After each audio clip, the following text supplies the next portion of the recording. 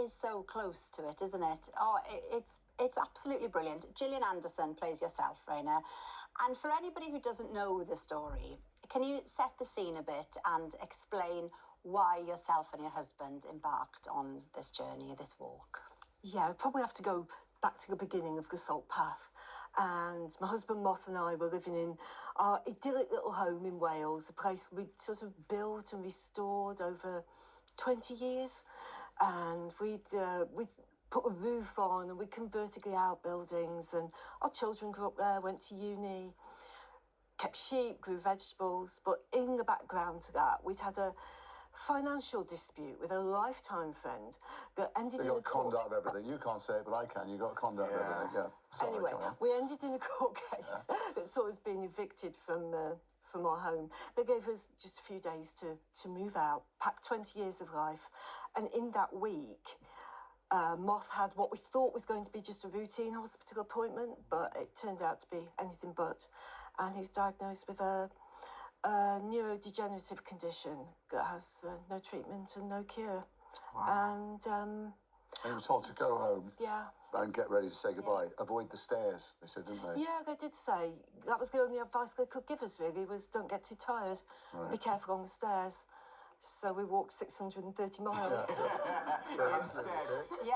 Absolutely. Yeah. Well, Jason, you play Moth, Raynor's partner, and he couldn't be here with us tonight, so he sent us this message. Oh, what? Jason, I just wanted to say what a pleasure it has been meeting you, and an absolute honour to see you portray me.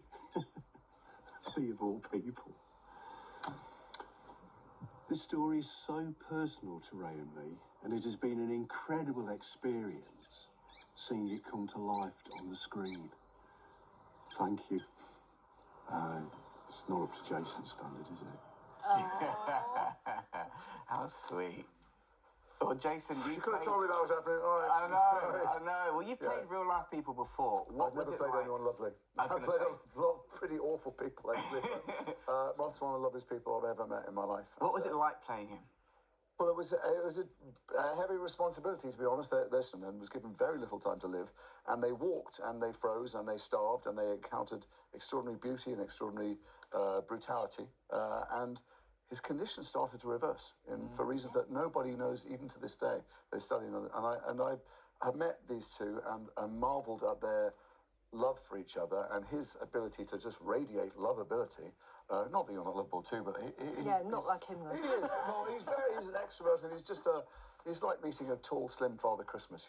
Everybody falls for him, and I just worried that I couldn't even convey, a homeopathic quantity of what you get when you spend time in his company, and I hope that Gillian and I, we did our best to capture some of what you get when you spend time with them. Oh, it's exactly what I'd pictured. Yeah. But, anybody who's read the book, I mean, you can't fail to be touched by it, as people will be when they see the film.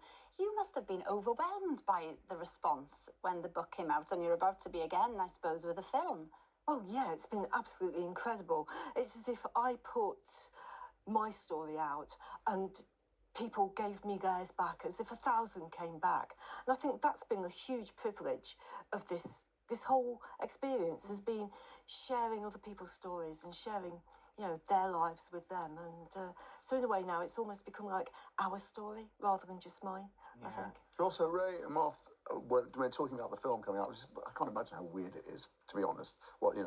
Visiting, watching other people pretending to be you in a kind of condensed version of this traumatic time of your life. What they want from the film is for people to look at homeless people, and you walk by them and see them as other human beings who could be them, and also to be aware of Moth's condition, but and to help raise money.